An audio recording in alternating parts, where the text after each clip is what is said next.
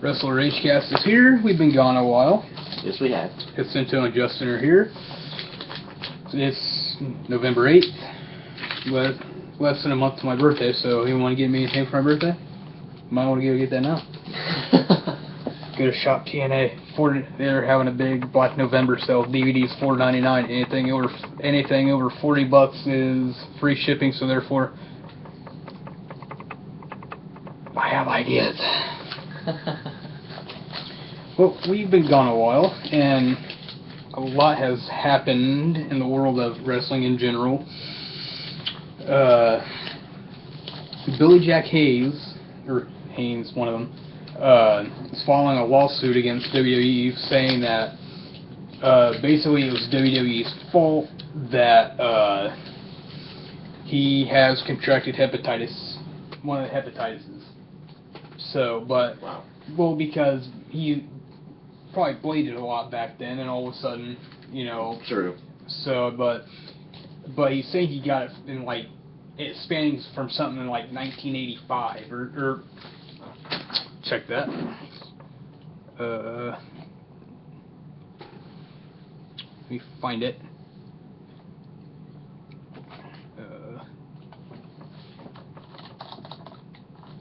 Anyways, yes, I'm searching for some stuff, as you think I'd be more prepared than this, but I thought I was, but apparently I wouldn't get a blowjob in China. Okay, I was right, it's Haynes, so I was halfway there. Yeah. So, alright, so this was posted October 25th. He performed in WWE from 86 to 88. His filed lawsuit alleges that WWE concealed medical information and evidence on concussions during that time, which is impossible since a condition now called chronic traumatic encephalopathy had not even been discovered. So I thought there was something in there about him contracting hepatitis too, but anyways, so basically he's trying to sue for something that hadn't even been discovered at this time. Right. So anywhere from 26, well, I'll be 88, obviously I'll be 26 next month, so basically anywhere from 26 to about 30 years ago is when this supposedly happened. So I mean, I just don't see, the way I think of it is he's kind of saying, well, I have these symptoms, so it has to be it, So I don't know if that's going to be kind of like his, way of seeing it and then hoping he gets something out of it. But I mean, look at everyone who's ever tried filing a lawsuit against WWE in general. They'll fail though. Pretty much. One guy, within the last 2 or 3 weeks, WWE filed a lawsuit against him because the WWE website is WWE.com. This guy's website was WWE.org or something like that, and it was for for women's clothing or something like that. But yet WWE filed a lawsuit, and the WWE ended up winning it. So then the guy who lost basically is saying, well, yeah, I'm taking you down.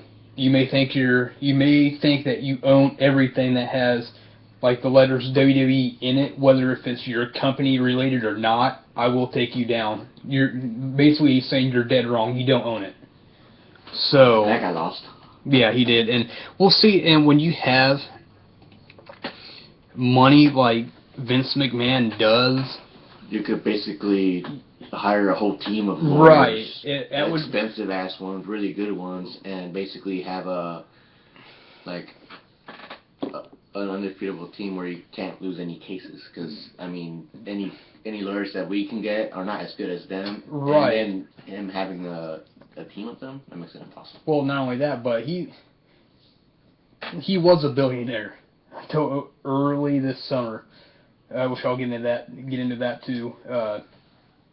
But no, that's with Vince though. It's like it would be like me having $100 and you having $5. It'd be like, sure you're gonna go against me.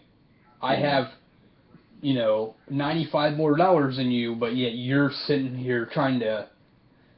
You have a limited amount. You can only go so high. But even though I have 100, how much more do I have past that? Right. So it's sort of like you're gonna get your ass kicked, Yeah. But anyways, with as I was saying, I'll get back into that about Vince becoming a billionaire. Over spring, I think it was like April or May, somewhere around there. Could have been even a little bit later than that. The WWE stock went up from like $10 or $11, and it shot up to 19, almost $20, I think. Then right 2 or 3 days after that, it dropped back down to like $10 or $11. Ooh. Yeah, you know how much money Vince McMahon lost? A lot. It was like in the range of $350 million, I think. That dropped him from being a billionaire down to a millionaire. Oh. Yeah. I mean, I don't know. I just kind of find it funny because it's like Linda, the last 2 elections ran for a Senate seat, didn't get it, but yet they blew like $90-some million on the election just to lose. Wow. Yeah. But yeah, it's just not just once. I think they did it twice, don't they? Yeah, they done it twice with it in 2008. Then they had the last election, but combined, they lost like $90-some million. Yeah. I wish I had that kind of money to say, yep, I've got, 400. All right, say I have $500 million. Oh, I lost 90. I've got more. Right. I mean, how many people can say that? I mean, I never say it because $90 million is a lot of money. Right. I mean, I'll get $100 and not know what to do with it. But could you imagine having $500 million? Be like, don't even know what to do. Yeah. Okay. Well, I've got everything. Now what? Do I go commit suicide? I mean, is that the next step? I mean, what else happens? Right. Because you have more money than you know what to do with it. That you didn't even know what to do. Right. I mean, whether buy more cars or more houses or what. Right. Or more real estate, which obviously can bite you in the ass. Right. But I don't know. I guess I kind of see where McMahon's coming from, just for the simple fact that I'm going to shut you up no matter what. Mm-hmm. Kind of mindset, but it's just. With the network that through November, WWE's offering new people who are just now signing up, new registries or whatever you want to call them for the network. They're giving people who sign up the month of November free. Wow. And so I've seen posts on Facebook. People, they've posted, well, how do I get the network's free for November? How do I get it? I went to the network website, but it's not letting me it won't let me do it.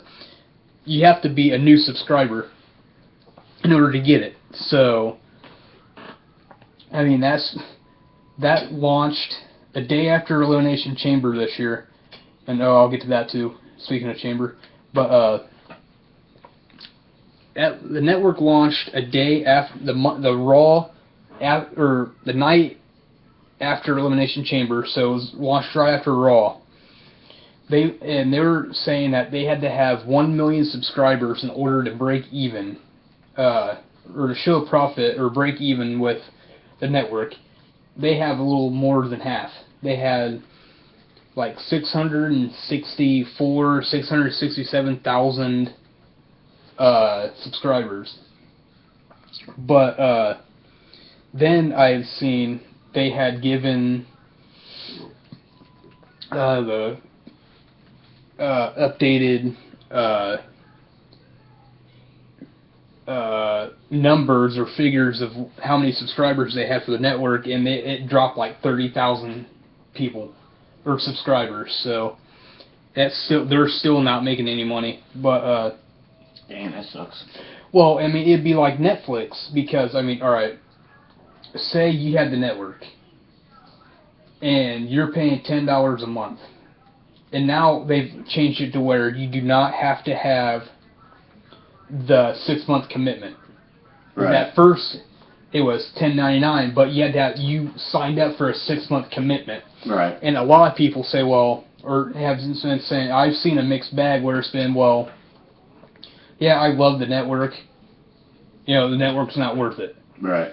And a lot of people are saying that, like, the most of the complaints I've heard of why they don't want the network anymore is because that, like, whenever they watch it on, like, Xbox or something like that, like, it buffers and, like, halfway, like, if you're watching something halfway through, it'll just stop and buffer and stuff like that. So it's little things that are drawing people away from it. Right.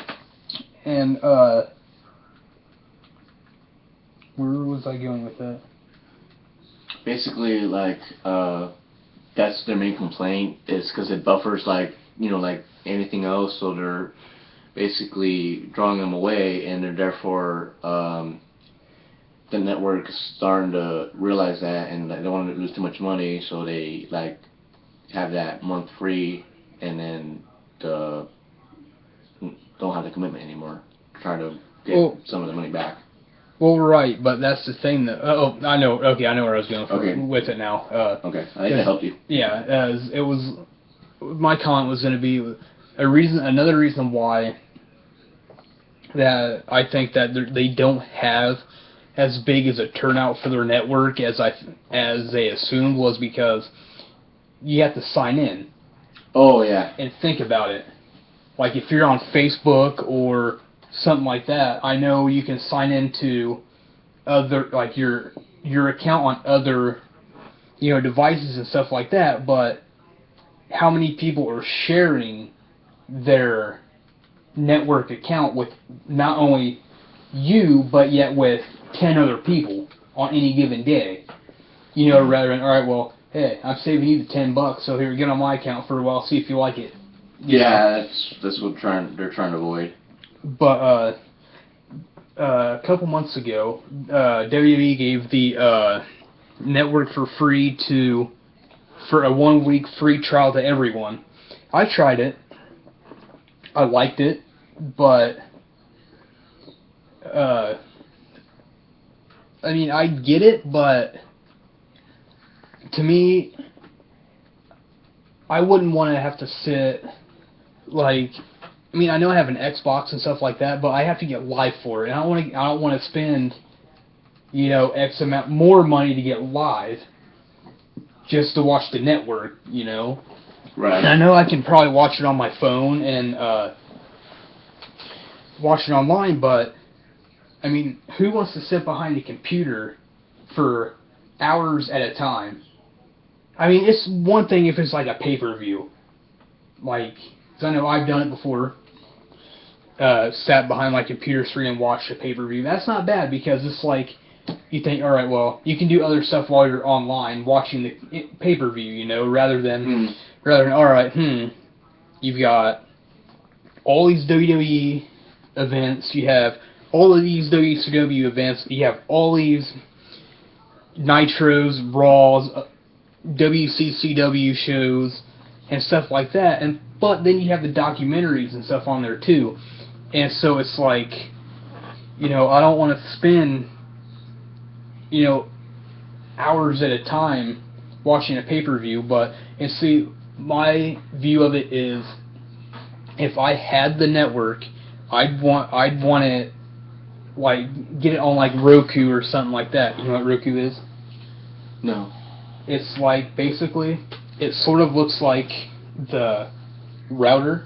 Oh, okay. Yeah, it's a little box. You hook it up to your TV. So if you have Netflix, Hulu Plus, or whatever, you sign into it, and you can watch it on your TV. So it's basically like a streaming cable box is what it is. Right.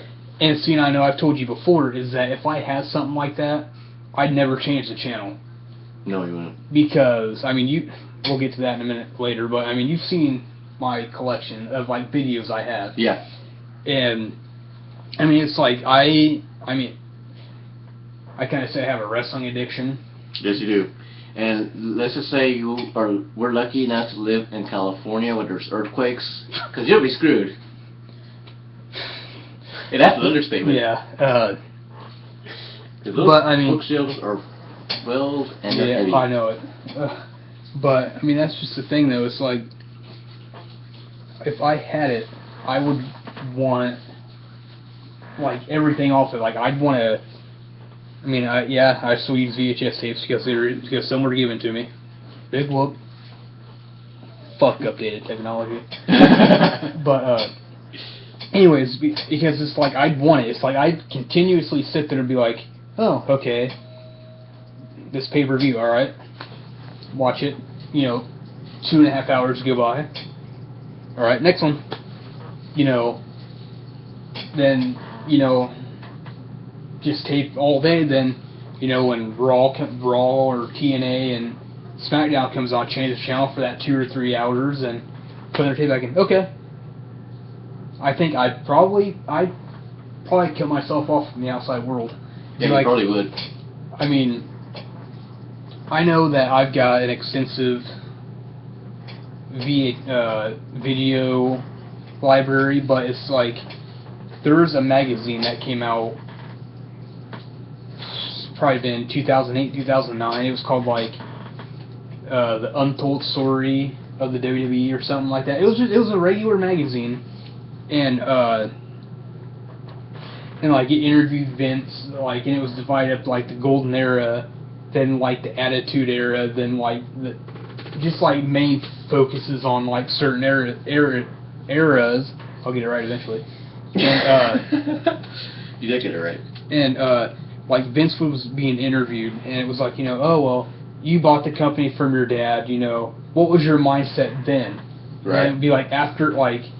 Then it would have been like after Mania. Oh, okay, well, WrestleMania 1 was a big accomplishment. What was your mindset going into WrestleMania 2?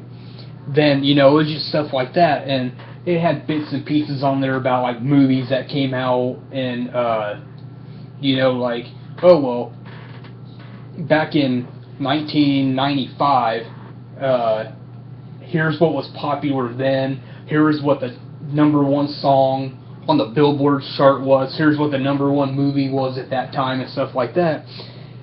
And at that time, it was said that WWE, I mean, they've continuously bought video libraries from other companies. Like, they had 90,000 hours, over 90,000 hours of wrestling footage. Mm. Now, I went through, well, at one point in time, up until about 2 or so years ago, I went through all mine and timed them. I had like 2,500 hours. Dang. Now, I'm pretty sure I've got probably closer to 35, maybe 4,000 hours. Yeah. So now, if that was accurate at 90,000 hours, say 5 years ago, WWE would have had what, 87,500 hours more than me? Yeah. So now, think about this. In a year's time, how many hours of product do they put out? Pay-per-views, Raw, SmackDown, Main Event, their pre-shows. Like, just say those 5 things there. I mean, it's astronomical. I mean, it's like, even if you cut out the commercials on Raw, you get about 2 hours and 15 minutes or so of show. If you cut commercials out of SmackDown, you get somewhere between an hour and 20 and an hour and a half. So, alright, let's figure this out real quick. If you like. So, once again, you are not prepared. Basically, 135. So, 135 minutes is 2 hours, 15 minutes. Just assume that every show Raw without commercials is 2 hours 15 minutes. Times 52. That's 7,020 minutes of Raw a year. So let's write this down. It's Raw for SmackDown. Say 85 minutes. Hour 25 minutes times 52. It's 4,420 minutes. Then there's... There was the ECW for a short while. Yeah. Then you have, like, NXT on the network. Oh, yeah. You say that's 45 times... I'll take that times 50 because they have a 2 hour... like a couple times a year they have a 2 hour show. Oh, yeah. That's 2250 for NXT. Okay, so I'll add that in a second. 2250 plus... I don't know if they have commercials and stuff during it, so that's why I'm making this guesstimation. So 120 minutes and 2 hours. Add another 2 plus, give it 110 minutes. So that ups it to 2470. Yeah. Okay, pay-per-views. They don't really... Okay, Mania lasts 4 hours. Yeah. Well, not usually 4 hours, but... roughly. Yes, then all their other 11 out of the 12 last 3. So 37 hours of pay-per-view a year. Then they have the Raw pre-show. Okay, now let's add that up. 30 times 52. That's 1,560 minutes. They have it for SmackDown too, so add that, I think, so add that. Okay, so now we go through and add all this. 7,020 plus 4,420, 2,470, 1,560 twice.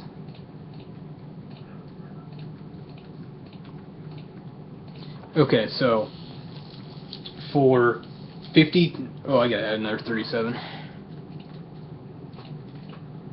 Okay, so for Raw, SmackDown, NXT, the pre-shows,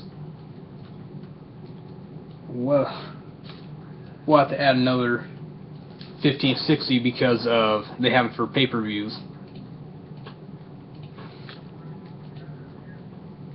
But anyway, I just fucked all this up. Yes, you did. Anyways, but going through all that, if you have... Alright, say you have 17,000 minutes on an average of shows a year. Yeah. That equals in... Okay, we'll take this out of... Okay, 17,000 divided by 60. That's 283 hours, approximately. I mean, probably more than that. But I say they're giving out about 283 hours a year of content, like weekly content. Mm-hmm. So, in a matter of 5 years, just randomly, in 5 years, that's 1,400 more hours of content. Mm-hmm. So, therefore... You were right. You basically they beat you by. I mean, that much. I don't know. You just mentioned earlier. Yeah. I'm gonna stop.